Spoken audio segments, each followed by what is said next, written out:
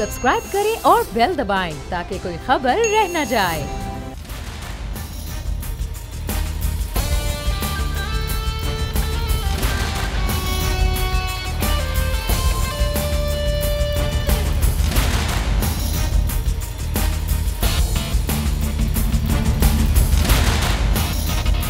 अस्सलामुअलैकुम। Special report with Mudassar Iqbal के साथ हाजिर खिदमत है। नाजरीन, चंद दिन पहले नैब ऑर्डिनेंस की मुद्दत पूरी हुई और इस तमाम तर मुद्दत में उस पर बातचीत नहीं हो पाई है, वो कानूनी शक्ल उसको नहीं दी जा सकी और ऑर्डिनेंस ख़त्म हो गया। अब नए ऑर्डिनेंस के लिए अब तैयारी की जा रही है, लेकिन कल से एक मुसव्वदा शेयर हो रहा है बड़ी तेज़ी के साथ सोशल मीडिया पर, जिसकी तरदीद कुछ ही देर पहले मुआविन खुसूसी बराए एहतसाब शहजाद अकबर साहब ने बहरहाल कर दी है। लेकिन साथ ही साथ उन्होंने जो गुफ्तगू करते हुए कहा है, वो साथ ये कहा, गिरफ्तारी से मुतालिक भी ये कहा और साथ ये वाज़ेह किया कि नैब के इख्तियारात में कमी नहीं कर रहे हैं। जो केसेस हैं टैक्स के हवाले से उन्होंने ये भी कहा कि वो भी रेवेन्यू डिपार्टमेंट को वापस भेजे जा रहे हैं, इससे कमी नहीं होगी किसी भी किस्म की नैब के इख्तियारात में। और 50 करोड़ से ज़ायद की जो करप्शन का मामला है, सिर्फ उसी को नैब भी देखेगा। अब नैब के मामलात जो हैं वो उस पर खासी तनकीद पिछली हुकूमतें भी करती रही हैं, अब भी इस हुकूमत में भी कुछ तहफ़्फ़ुज़ात हैं कि इस नैब के कवानीन में बहरहाल तब्दीली होनी चाहिए और कुछ लोगों का कहना है कि ये और मज़ीद सख्त होना चाहिए। हम बात करेंगे, मौजूद हैं सीनियर कानूनदान आरिफ चौधरी साहब। बहुत शुक्रिया आरिफ चौधरी साहब आपके वक्त का, और फैसल अजीज़ खान साहब ने हमें ज्वाइन किया है, चीफ न्यूज़ ऑफिसर। बहुत शुक्रिया फैसल साहब आपके वक्त का। चौधरी साहब, मैं आपसे पहले ये जानना चाहूँगा, ये ऑर्डिनेंस बहरहाल ख़त्म हो गया, नए ऑर्डिनेंस के लिए तैयारी हो रही है, अपोजिशन से बातचीत भी चल रही है। ये पहले भी कहा गया कि शायद कोई बाजू मरोड़ा जा रहा है, कोई ताकत कम की जा रही है, कोई इख्तियारात में कमी नैब की हो रही है, तो आपको लगता है कुछ ऐसा ही तैयारी है कि नैब के हाथ पांव कमज़ोर कर दिए जाएं कि गिरफ्तारियां कम अज़ कम वो न कर पाए जब तक उनके खिलाफ किसी किस्म का कोई रेफरेंस बना के तैयार नहीं होता? बहुत शुक्रिया, ये बात आपने बिल्कुल दुरुस्त फरमाई है। असल मामला ये है कि किसी भी इदारे के पास, खास तौर पर तफ्तीशी इदारे के पास, अगर किसी शख्स को गिरफ्तार करने का इख्तियार नहीं है तो उससे ज्यादा बेख्तियारी उसकी क्या होगी। तो मैं ये समझता हूँ कि कोशिश अब मुसलसल ये की जा रही है कि नैब जो है उसे टूथलेस कर दिया जाए। उसकी वजह ये है कि ये मामलात जब तक अपोजिशन के खिलाफ थे और जब तक गवर्नमेंट के जो मुखालिफ पॉलिटिकल पार्टीज है वो इसकी जद में आ रही थी, मामलात बड़े अच्छे लग रहे थे, नैब भी बहुत अच्छा था और गवर्नमेंट को बहुत पसंद था, और बल्कि जो गवर्नमेंट के नुमाइंदगान थे वो अमूमन मुझे यूं लगता था कि नैब के तर्जुमान है। हर कोई जो है वो बैठा अपने हिसाब से, फवाद चौधरी से लेकर वो जो अपने शेख साहब हैं उनकी पिंडी वाले, वो उन तक सारे जो है अपना अपना, शेख रशीद साहब बैठ के तो बता रहे होते थे कि जनाब अब इतने चोरों को पकड़ा जा रहा है, इतने डाकुओं को पकड़ा जा रहा है, अब ये होने वाला है, अब ये होने वाला है। यानी मतलब ये कि बिल्कुल तर्जुमानी कर रहे होते थे। लेकिन यूं ही नायब के चेयरमैन ने ये कहा कि अब तब्दीली की हवा का रुख बदलने वाला है, यानी हवा का रुख बदलने वाला है। तो हवा का रुख जब बदलने का जिक्र सुना तो उसके फौरी बाद ही, चंद दिन बाद, बल्कि हुआ भी ये था कि वज़ीर तजारत जो थे उन्होंने भी बड़ा वाज़ेह कि उनके भाई का जिक्र आया, तो फिर उन्होंने कहा कि जी मैं प्राइम मिनिस्टर से बात करूंगा, और प्राइम मिनिस्टर से बात हुई और प्राइम मिनिस्टर साहब और उनकी काबीना जो है फौरी तौर पर मुतहर्रिक हो गई और उन्हें ये नैब जो था ये बहुत ज्यादा जालिम नजर आने लगा।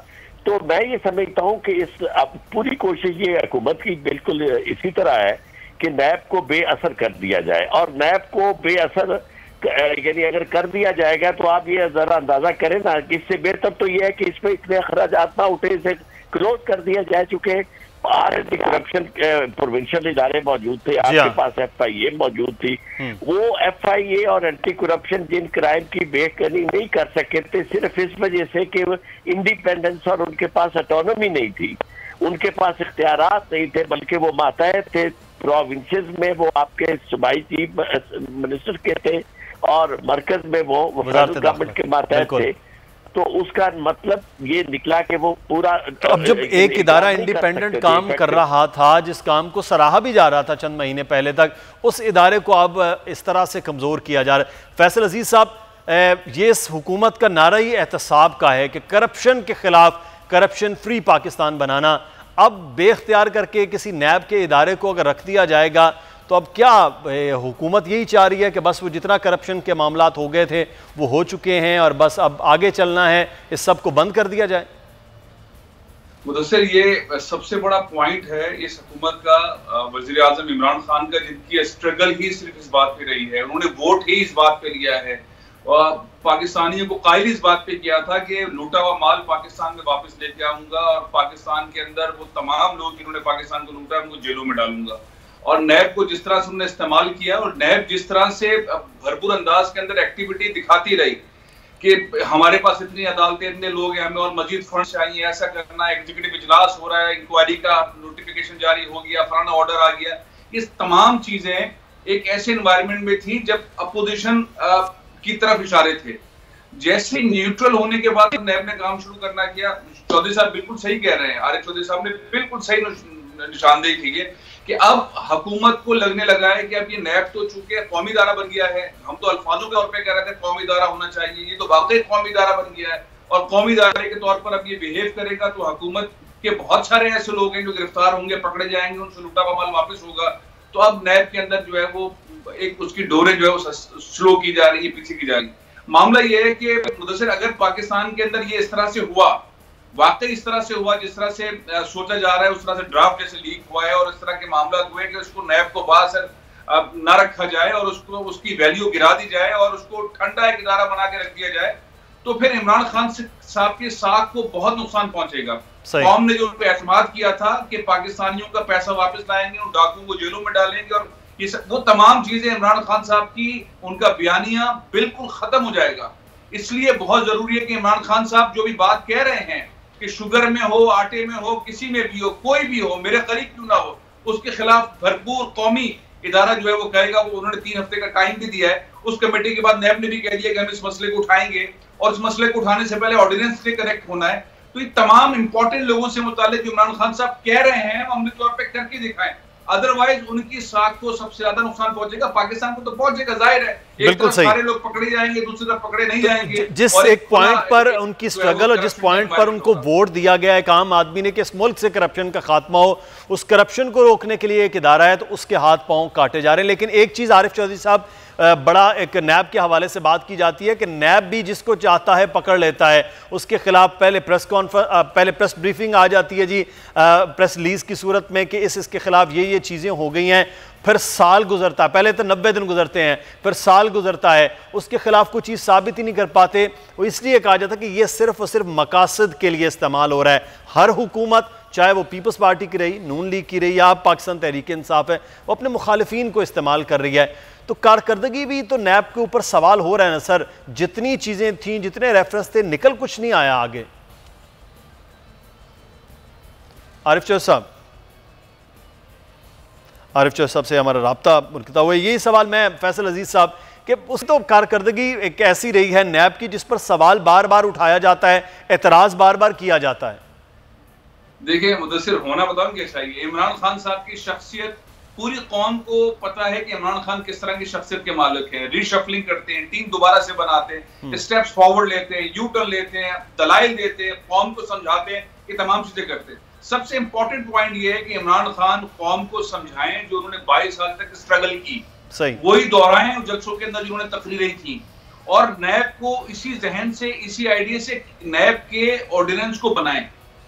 इमरान खान साहब को जरूरत इस बात की है कि वो एक ऐसा ऑर्डिनेंस बनाएं, ऐसा डॉक्यूमेंट बनाएं जिसमें और स्क्रू किया जाए परफॉर्मेंस को, यानी कि नैब के चेयरमैन को, पूरी बॉडी को टास्किंग टाइप का एनवायरनमेंट जो है उसके अंदर ऑर्डिनेंस में हो कि आपने 15 दिन में ये करना है, 30 दिन में ये होना चाहिए, 45 दिन में ये होना चाहिए, बंदे को रखने से पहले और उसके बाद का प्रोसेस होना चाहिए, और मजीद स्क्रू होना चाहिए ताकि लोग रखकर अपने पास रख लेते हैं, उसके बाद वो जमानत पे बाहर आ जाते हैं।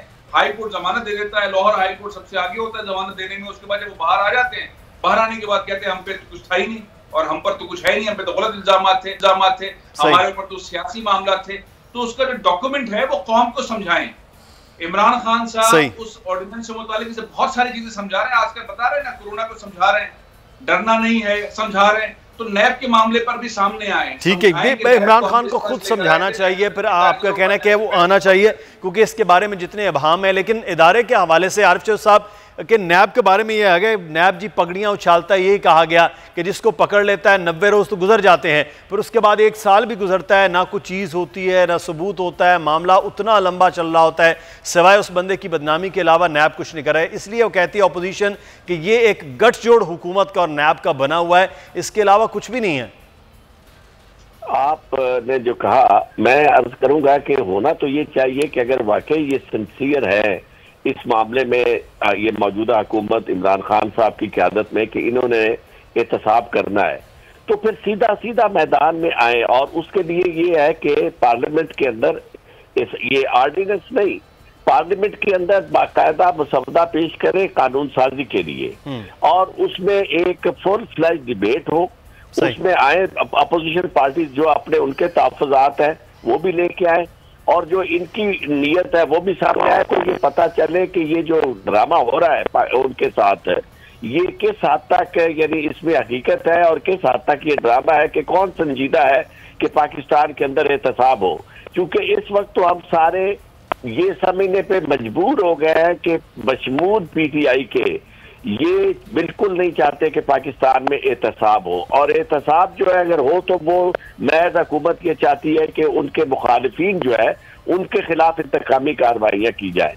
तो इसको एक इदारे के तौर पर उसका जो सरबराह है उसके बारे में मेरी बिल्कुल ये जची टुकड़ा जो है वो 2 लोगों का, लीडर ऑफ द अपोजिशन और जो हेड ऑफ द गवर्नमेंट है, उनकी अपनी मर्जी से, दोनों की मर्जी से नहीं बनना चाहिए। इसको बाकायदा इसका तरीकेकार, चूंकि जितना बड़ा ऑफिस है, जितनी बड़ी जिम्मेदारी है, उतनी ही ज्यादा उसकी जरूरत है कि एक पूरे साफ और शफाफ तरीके के साथ, यानी पार्लियामेंट जो है वो बतौर इदारे के उसका इंतखाब करे, और इसका तरीकेकार एक ऐसा, और उसमें पूरी कौम से उस शख्स के बारे में आरा दी जाए।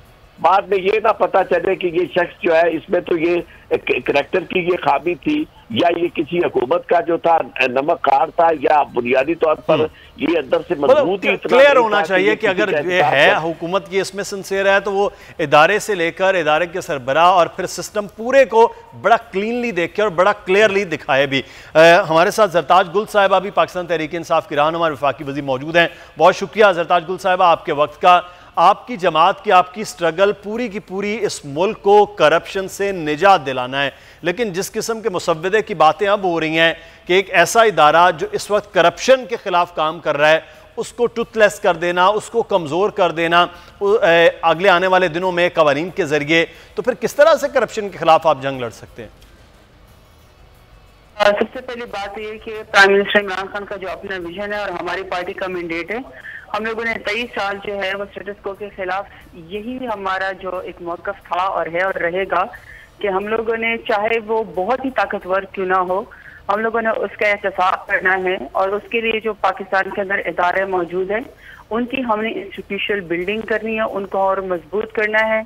चाहे FIA का इदारा हो, चाहे नैब का इदारा हो, जो भी इन्वेस्टिगेटिंग वो हैं एजेंसीज हैं जो पाकिस्तान में किसी भी मैंडेट को देखती हैं, चाहे वो SBR है, चाहे वो फाइनेंशियल करप्शन को देखती हैं, वाइट कॉलर करप्शन को देखती हैं, या कोई और करप्शन को देखती हैं, या किसी कर्टेल पे या माफिया पे हाथ डालना होता है, हमारा स्टांस बड़ा क्लियर है, और वो ये है कि कोई भी कानून से बालातर नहीं है। बात किसी मुसव्वदे की नहीं है, बात ये है कि एक तो ये कि हम डोमेन हमने मुकर्रर की हुई है, और ये पिछले दिनों बहुत लंबी बहस चली थी, और डोमेन मुकर्रर की हुई थी, और उस डोमेन के अंदर बहुत सारी चीजें क्लियर हो गई थी, और उसमें क्लियर ये था कि हम फाइनेंशियल करप्शन में, और जो अगर किसी से लॉ के और से या किसी ऑफिसर से गलती हो जाती है तो नैब उसको ना पकड़े, क्योंकि ब्यूरोक्रेसी के अंदर इटसेल्फ खुद जो है इनके ACR इनके ऊपर जो है वो केस हो जाता है, इनको अपने विद इन द डिपार्टमेंट जो है वो पेनलाइजेशन होती है, इनको एक्सप्लेनेशन देनी पड़ती है, और फिर इनको OST इवन बना दिया जाता है, तो वो नैब वहाँ पे अप्लाई नहीं होता। इसी तरीके से अगर FIA मौजूद है, और जो बहुत सारे कार्टेल को वगैरह भी आप देखें, तो जो अभी 2 बहुत बड़े माफिया जो है वो पाकिस्तान के अंदर, जो एक शुगर माफिया और फ्लावर माफिया आपके सामने है कि वो 23 अरब की करप्शन हुई, सब्सिडी दी गई। सब्सिडी देने में कोई हर्ज नहीं है, सब्सिडी देनी चाहिए, हमेशा एक्सपोर्ट के ऊपर दी जाती है। लेकिन ये है कि क्या वाकई चीन एक्सपोर्ट हुई, हमारी शुगर पॉलिसी क्या है, किस पॉलिसी के तहत हमारी जो एक्सपोर्ट क्रॉप्स है, फॉर एग्जांपल टेक्सटाइल बेस हमारी सारी, उसमें कॉटन को तो जरदाल गुल साहिबा, इसका मतलब ये है कि अगले आने वाले वक्त में फिर जो नैब का इदारा है उसके पास तो मामूली से केसेस कुछ रह जाएंगे, अगर वो तमाम तर चीज़ें FBR के रिलेटेड FBR को चली जाएं, FIA के रिलेटेड FIA के पास चले जाएं, सूबाई मामला आते हैं वो एंटी करप्शन के पास चले जाएं, तो फिर इसका मतलब है कि एक चंद महदूद होगा या फिर सियासतदानों के खिलाफ चंद केसेस होंगे जो रह जाएंगे नैब के पास। क्या ऐसा ही है? देखिए, पहले भी हम बार बार की बात करते हैं कि हमारा मैंडेट भी यही है कि हम लोगों ने क्रॉस द बॉर्डर अकाउंटेबिलिटी करनी है, चाहे वो with in the party ranks हो, चाहे हमारी गवर्नमेंट में अपने हो या मुल्क के अंदर किसी और तबके से हो या किसी भी पॉलिटिकल पार्टी से हो, कोई भी कानून से बालातर है। कोई भी जो इदारा होता है, जो भी इन्वेस्टिगेशन करता है, जो उसका डोमेन है, वो दूसरे के अंदर ओवरलैपिंग ना करे, क्योंकि किसी और इदारे के पास वो मैंडेट मौजूद होता है। मैंने जो आपसे बात की उस वक्त, ये देखें, उस वक्त नैब क्या करती थी कि वो ऑफिसर्स को भी बुला लेती थी, जबकि ऑफिसर्स के अपने, फॉर एग्जाम्पल उससे लाके की साबित की पॉइंट्स लफ्ज की गलती होगी, उसके ऊपर उनको पेनलाइजेशन करना जो है वो नैब का काम नहीं है, वो डिपार्टमेंट का अपना काम है। इसी तरीके से अगर जो करप्शन की जो एक डेफिनेशन है पूरे दुनिया के अंदर, वो ये है कि कोई भी जो वो है public office holder, very specific इसकी डेफिनेशन है कि पब्लिक ऑफिस होल्डर जो है वो अपने पर्सनल इंटरेस्ट के लिए अपने पब्लिक ऑफिस को इस्तेमाल करे, चीजों के मैनिपुलेट करे और उसके अंदर किसी को या अपने आप को फायदा पहुंचाए, उसका काम उनको पकड़ना है, उनका काम है। हमारे पास जब के अंदर हमें होता है कि नैब को आपने फॉर एग्जाम्पल उसकी आपने बजट को बढ़ाना है या आपने सप्लीमेंट्री ग्रांट देनी है, तो हम उसकी काउंटर क्वेश्चन करते हैं कि आपने रिकवरी कितनी की है। इसमें जरदाल गुल साहिबा, आप खुद लॉ को बड़े अच्छी तरह जानती है। मैं ये सवाल एक बनता है, फिर आहद चीमा साहब हों या फवाद हसन फवाद साहब हों, उनकी करप्शन तो फिर जीरो कर दी जाए कि वो अपने डिपार्टमेंट को जवाब दें कि फवाद हसन फवाद साहब के बारे में कहा जाता है वो नवाज शरीफ साहब के लिए काम करते हैं, आहद चीमा साहब के बारे में कहा गया कि वो शहबाज शरीफ साहब के लिए काम करते हैं, तो फिर वो दोनों अफसरान तो फिर अलग हो जाएं, तो फिर मियाँ साहबान तो बिल्कुल दूध के धुले बन जाएंगे। नहीं, एक तो सबसे पहली बात ये है कि जब लॉ बनता है, लॉ पीछे जितने भी जो उसके रूल्स होते हैं या जो उसने एक्शन लिए होते हैं उनको वो बिल्कुल खत्म नहीं करता है, बल्कि वो जो एग्जिस्टिंग जो उससे पहले किसी लॉ से पहले जो लॉ होता है, जिस इस पे इम्प्लीमेंट होता है, जो इंक्वायरीज होती है, वो as it is in the true spirit वो चल रही होती है। लॉ नेक्स्ट के लिए होता है, नेक्स्ट चीजों के ऊपर अप्लाई होता है, पिछले के ऊपर नहीं होता। और सेकंड बात ये है कि कोई भी बड़ा या कोई भी बड़ी ऑफिस पे कोई भी गवर्नमेंट का ऑफिशियल विदाउट पॉलिटिकल गवर्नमेंट के या विदाउट अपने उसके पब्लिक ऑफिस होल्डर के मिनिस्टर्स के बगैर उसके करप्शन नहीं कर सकता। और अगर उसमें करप्शन नहीं करनी होती है तो आपको पता है लोग OSD भी बन जाते हैं, लोग इस्तीफा भी दे देते हैं, प्राइम मिनिस्टर को। ठीक है, अच्छा, दो तीन चीजें बड़ी अहम आपने जरदाल गुल साहिबा की। मेरे साथ आरिफ चौधरी साहब हैं, उनसे बात। आरिफ चौधरी साहब, फिर इसका मतलब है कि जो चीज़ें बनी थी पहले भी ऑर्डिनेंस में कि अफसरान जो हैं वो अलग हो जाएंगे, बाकी लोगों के लिए अलग है, उनके इंटरनल डिपार्टमेंट में वो चीज़ें होंगी, फिर किस तरह से इंक्वायरियां जो बड़े पैमाने पर नैब तो करेगा भी 50 करोड़ से ज़ायद की, तो फिर वो कैसे होंगी? गवर्नमेंट डिपार्टमेंट्स के अंदर तो पूरी एक हायरार्की है, मिनिस्टर है, फिर सेक्रेटरी है, फिर बाकी अफसरान, डायरेक्टर, ये वो, तो कैसे डिफ्रेंशिएट हो सकता है ये चीज़ें? की जो सलाहियत है वो मैं उसको अप्रिशिएट करता हूँ।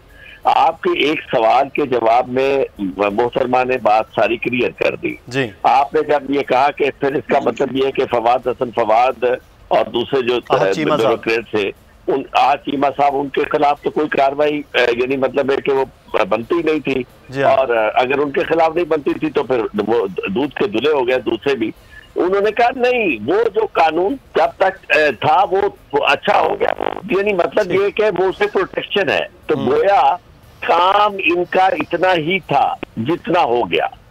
यानी वरना मैं आपको असूदी तौर पर एक बात कह दूं कि अगर आप ब्यूरोक्रेट के खिलाफ कार्रवाई नहीं करते, बिजनेसमैन के खिलाफ कार्रवाई नहीं करते, तो आइसोलेशन में किसी सूरत में पॉलिटिशियन के खिलाफ कार्रवाई हो नहीं सकती। उसकी वजह यह है कि जो पॉलिटिशियन आता है वो हुक्मरान होता है, और वो हुक्मरान के नीचे टीम जो होती है वो ब्यूरोक्रेट्स की होती है, क्योंकि ब्यूरोक्रेट्स जो है वही साइन करते हैं फाइलों पे साइन यानी प्राइम मिनिस्टर कभी आप फाइल पे साइन नहीं करता, मिनिस्टर कभी साइन नहीं करता, सेक्रेटरी साइन करते हैं, उनके इख्तियारात जो है वो सेक्रेटरी के पास होते हैं। तो ये एक तरीकेकार इस्तेमाल किया जा रहा है और ये पहले बहुत ज्यादा इस पे बातें हुई कि जनाब ब्यूरोक्रेसी बहुत परेशान है कि जी वो काम नहीं कर सकता, और ये है कि जी यहाँ का जो बिजनेसमैन है वो बड़ा परेशान है कि जी कारोबार नहीं कर सकते। भाई बात ये है कि फिर आप ये बात तय कर ले कि पाकिस्तान में करप्शन के साथ ही चलना है, अदरवाइज ना ब्यूरोक्रेसी चल सकती है और ना यहाँ बिजनेस चल सकता है। तो फिर आपके तो फिर वजूद की जरूरत ही ना रही ना इसकी पीसीआई की, और ना इनकी गवर्नमेंट की जस्टिफिकेशन नहीं, क्योंकि 1 पॉइंट आपका एजेंडा था, वो एजेंडा जितना था वो आप कुछ आपके आने से पहले पूरा हो गया, कुछ आपके आने के बाद पूरा हो गया। लेकिन वो कह रहे हैं कि अपने 1 पॉइंट एजेंडे पर हम कायम हैं और उसी एजेंडे पर रहेंगे, लेकिन किस तरह से होगा ये तो अब मुसव्विदा जब तैयार होगा तो फिर सामने आएगा। उसके बाद ये बहुत सारे सवाल हैं जो उभर रहे हैं। बहुत शुक्रिया आरिफ चौधरी साहब आपका, जरताज गुल साहिबा आपका बहुत शुक्रिया। और हमें यहाँ पर एक ब्रेक लेना है, ब्रेक के बाद जब तो हम आपको बताएंगे कि 30 लाख की आबादी हैदराबाद और सिर्फ एक वेंटिलेटर है। यहाँ पर हमें ब्रेक लेना है, ब्रेक के बाद वापस आएंगे, फिर कोरोना के हवाले से बात होगी। हमारे साथ रहिएगा।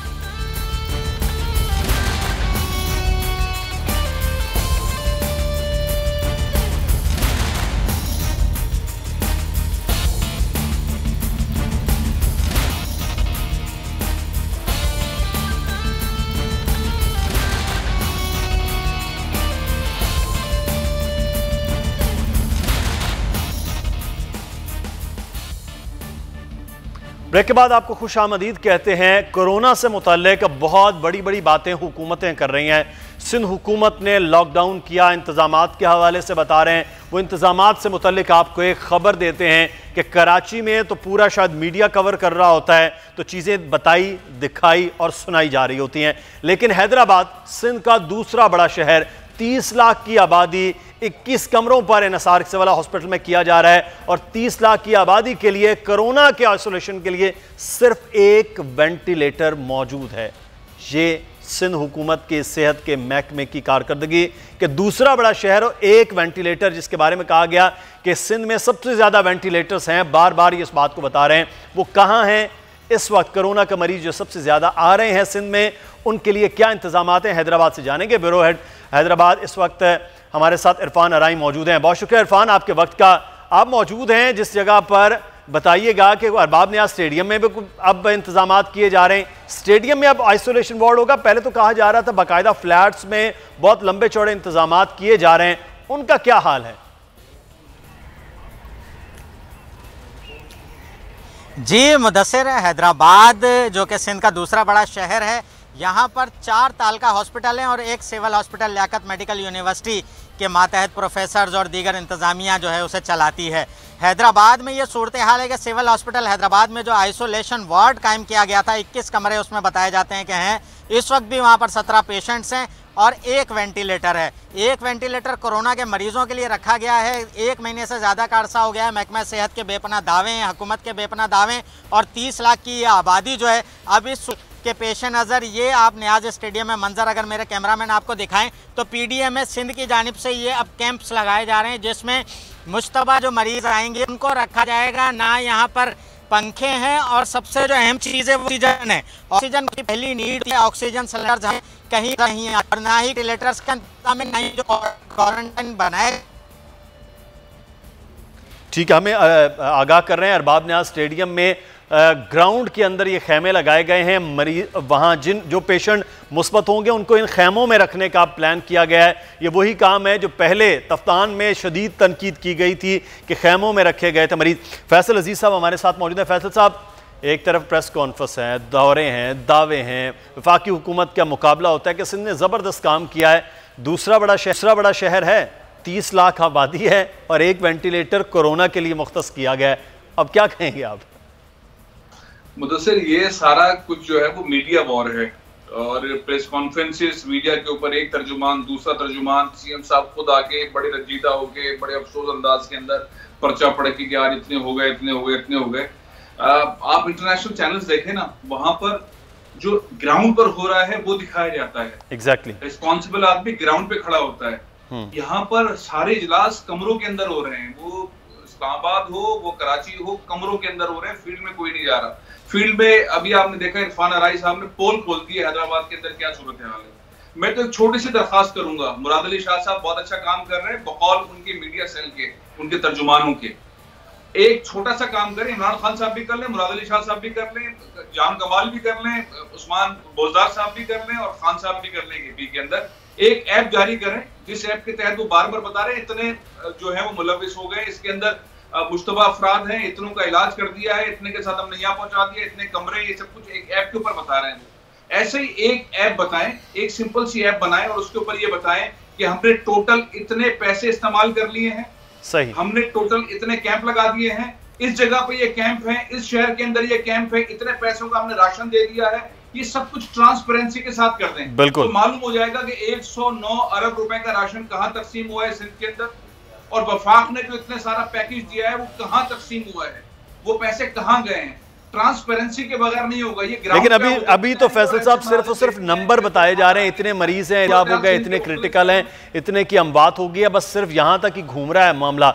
जो आप बता रहे हैं ये असल चीज़ है, ये शायद दूर है। अच्छा, मैं आपसे ये जानना चाहूँगा इरफान कि ये कहा गया लेबर कॉलोनी में 1502 जो हैं वो बाकायदा तौर पर रूम्स तैयार किए जाएंगे, 200 आप बता रहे थे कि वहाँ सिर्फ तैयारी हुई है। तो क्या चक्कर है कि मरीज यहाँ पर नहीं है इसलिए सुस्त हो गए हैं तमाम अमला, चाहे वो महकमा सेहत का है या सिंध हुकूमत के दीगर अकाबरीन है, या वजह कुछ और है?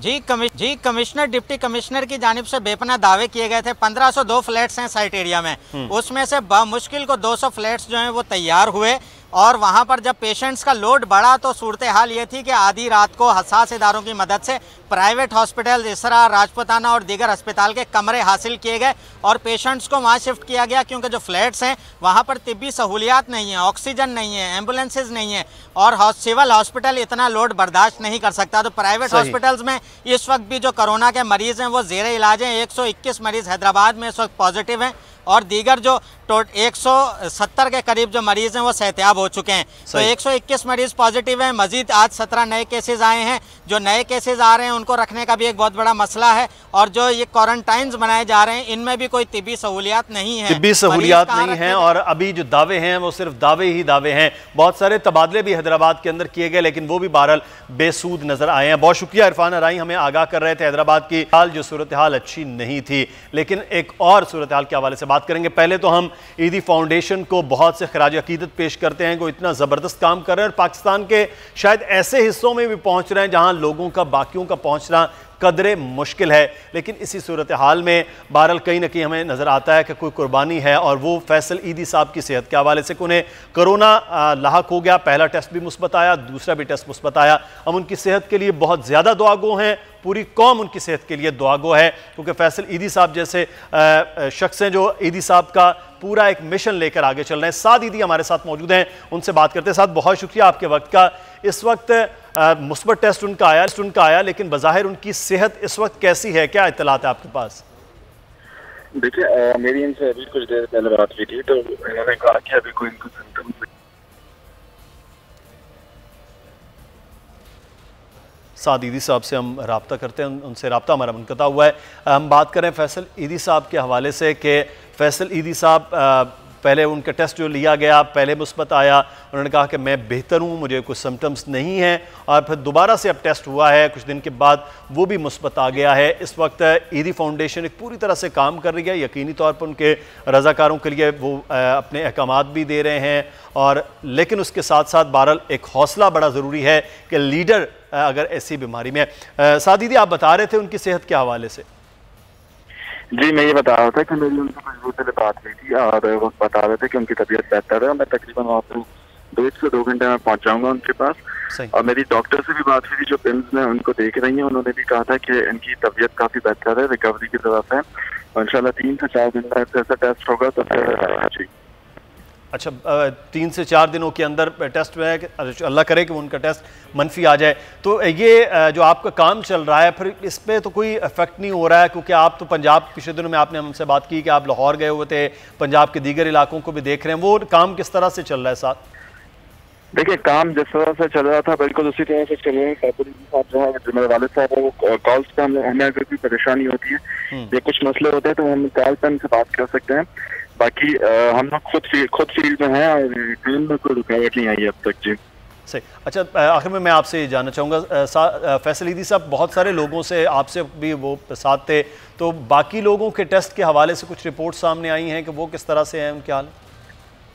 अच्छा हमने तो उनके साथ बैठ के खाना खाया है, लेकिन उसके बावजूद भी हमने थोड़ा सा एहतियात किया था तो हमारा टेस्ट नेगेटिव आया। जो भी इनके साथ थे, फैसल साहब के साथ थे, उन सबके टेस्ट नेगेटिव आए।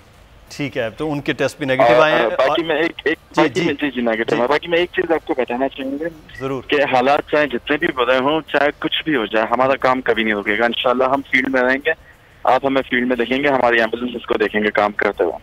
ज़बरदस्त हो। ये ईदी फाउंडेशन का तो ये खासा है कि हालात मुल्क में जैसे भी और जितने भी बुरे होते हैं, सबसे आगे फिर ईदी फाउंडेशन वो हमें नज़र भी आ रही होती है। बहुत शुक्रिया। इसमें एक तो पेट्रोलियम मसनूआत कम हो रही है, दूसरा आप समझते हैं कि महंगाई में बहरहाल कमी यकीनी तौर पर वाक़ होगी, क्योंकि हमेशा से महंगाई को पेट्रोलियम मसनूआत से जोड़ दिया जाता है। मुदस्सिर एक बात तो मैं ये कहूँगा कि जो समरी जब भी बनकर जाती है बहुत कम ऐसा होता है कि उस समरी को उसी तरह एग्जीक्यूट कर दिया जाए। वजारत खजाना जो है उस रेट्स के अंदर तरमीम कर देती है। पिछली बार भी जो रिक्विजिशन दी गई थी उसके अंदर तरमीम कर दी गई थी। अब आलमी मार्केट के अंदर जो तेल की कीमतें हैं वो इतनी ज्यादा हैं कि वो माइनस के अंदर आई हैं, और उसमें भी अगर हम ये देखें कि 20 रुपए पेट्रोल की कीमतों में कमी है तो ये नाकाफी है, ये ज्यादा कमी होनी चाहिए। जब देखते हैं 20 रुपए भी हुकूमत करती है कि नहीं करती है। लेकिन हाँ, आपने जो दूसरे सवाल उठाया है उसमें हमें महंगाई में कमी जरूर मिलेगी, देखने को मिलेगी। ट्रांसपोर्टेशन के हवाले से जाहिर इसका रिफ्लेक्शन आएगी, खाने पीने की अशिया के अंदर कीमतों में कमी होगी, और ये महंगाई में कमी का जो फायदा है वो हुकूमत को उठाना चाहिए। जो एक ऑर्डिनेंस लेकर आए थे जखीरा अंदोजी वाला वज़ीर आज़म पाकिस्तान, उस पे एग्जीक्यूशन आप देख रहे हैं कि नहीं हो रहा है। हम खाने पीने की अशियाओं के अंदर जो सरकारी प्राइस लिस्ट है उससे ज्यादा कीमतें लोग अदा कर रहे हैं, और जखीरा अंदोजी भी जारी है। इनिशियली कुछ 2-3 दिन तक उन लोगों के खिलाफ कार्रवाई हुई, लेकिन उसके बाद फिर एक आम रूटीन सा है।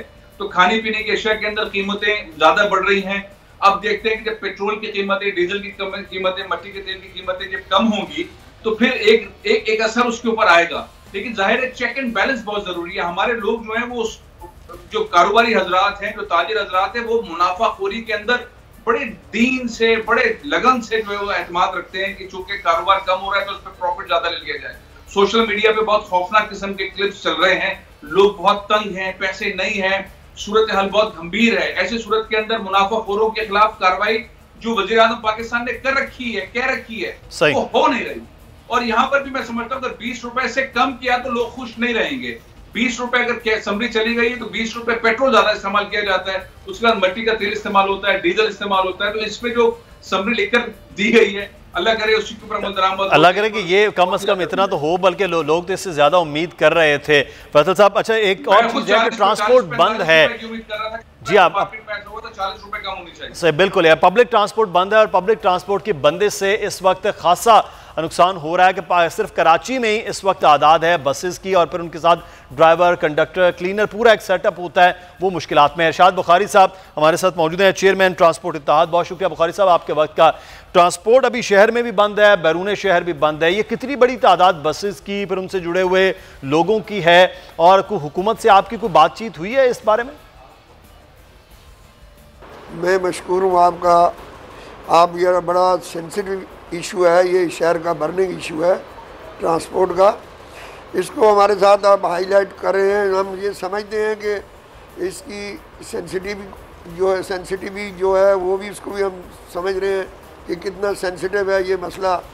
लेकिन हमारे साथ जो है हमारे लोग जो हैं मेरे साथ वो बसते हैं। कराची में तकरीबन 7000 बसें, मिनी बसें, कोचेज़ हैं, जिनके 6 आदमी साथ लगाएं, एक ड्राइवर, कंडक्टर, मालक, फिटर, मिस्त्री, क्लीनर, तो ये 42,000 लोग बनते हैं। और फिर रिक्शा टैक्सी को मिला के तकरीबन 2.25-2 लाख ड्राइवर बनते हैं कराची के, जो बेरोज़गार बैठे हैं। एक तो हमारे रोजी का मसला है, दूसरा शहर की मईशत का पहिया ट्रांसपोर्ट से चलता है। तो लिहाजा दोनों बातें भी हमें सोचनी है। मुल्क भी हमारा अपना है, लेकिन ज़्यादा पेट इस वक्त ज़्यादा ज़रूरतमंद है हमारा कि हम उनके लिए, ड्राइवरों कटरों के लिए हुकूमत से कुछ मुतालबा करें। मेरी जो 2 दफ़ा बात हुई है, 3, 4, 5 दिन पहले बात हुई मेरी अवैस कादर शाह साहब से, उन्होंने बुलाया मीटिंग की असम्बली हाल में, उनका भी शुक्रिया। उन्होंने हमारी बातें बड़ी अच्छे तरीके से सुनी और हमें एश्योरेंस दिलाई कि मैं आपके जो हैं मुतालबात ये मैं चीफ मिनिस्टर तक पहुंचाऊंगा। उसके बाद ये हुआ कि चीफ मिनिस्टर ने उसी रात या दूसरे दिन 25% हमारा मोटर व्हीकल टैक्स जो है वो माफ़ किया, लेकिन उसके लिए कोई कंडीशंस का पता भी नहीं चला। दूसरा हमारे मुतालबा अगर है भी मोटर व्हीकल टैक्स तो हमारा 1 साल के लिए माफ़ करें। 25% जो है वो ऊँट के मुँह में जीरे के बराबर है। वो हमारा मुतालबा वो सेकंडली हो सकता है, सेकंड नंबर पे, लेकिन पहला मुतालबा अच्छा। सारी एक चीज़ मैं यहाँ पर आपसे बुखारी साहब जानना, आप लोगों का अब क्या लाया अमल है, क्योंकि अभी तक ट्रांसपोर्ट तो बंद है, क्या लाया अमल अगले आने वाले दिनों में? हमारी जो मीटिंग हुई अवैस कादर शाह साहब से, उन्होंने भी, हम उसको सही समझते हैं, मैं उसको इस तरह तो नहीं कहूँगा कि ये उन्होंने हमें मायूस किया, हमें एश्योरेंस दिलाई। उसके बाद कल हमें एजुकेशन मिनिस्टर सईद गनी साहब ने बुलाया, मुझे और मेरे वफद के हमरा, आप खबर भी दे चुके हैं, तो उन्होंने भी हमें एश्योरेंस दिलाई। SOPs की बात हो रही है। आज आपके ही टीवी पे पता चला, दूसरे टीवी चैनल पे भी, कि आज मुलाकात या कैबिनेट मीटिंग बुलाई है, चीफ मिनिस्टर ने हमारा मसला भी कंसिडर कर रहे हैं या और कोई मसाइल भी हैं, तो हम उनके शुक्रगुजार हैं कि उनको ये ख्याल है इस बात का कि ट्रांसपोर्टर भी भूखे मर रहे हैं, अवाम भी घर बैठे हुए हैं। बिल्कुल, बहुत सारे एक एक करके हम सकें। कराची में तो बहुत मुख्तलिफ सेक्टर्स हैं जहाँ पर यही सूरत हाल हमें नज़र आ रही है, लाखों लोग उससे वाबस्ता हैं। बहुत शुक्रिया शाद बुखारी साहब आपका। फैसल अजीज़ साहब चीफ न्यूज़ ऑफिसर हमारे साथ मौजूद है। फैसल साहब आपका भी बहुत शुक्रिया। प्रोग्राम से मुदस्सिर इकबाल को इजाज़त दीजिए, कल फिर हाजिर होंगे। अल्लाह हाफ़िज़।